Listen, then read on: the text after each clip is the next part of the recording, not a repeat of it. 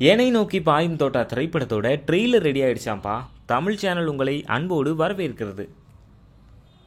நீண்ட காலமாக ரிலீஸ்க்காக காத்துக்கிட்டு இருந்த ஏனை நோக்கி பாயும் தோட்டா திரைப்படத்தோட பிரச்சனைகள் எல்லாமே முடிஞ்சு சென்சார் சர்டிஃபிகேட்டை வாங்கிட்டாங்க. பிரச்சனைகள் நீடிச்சனால தான் ரிலீஸ் தேதியை அறிவிக்காமல் இருந்தோம். இப்போது ட்ரெய்லர் ரெடி ஆயிடுச்சு.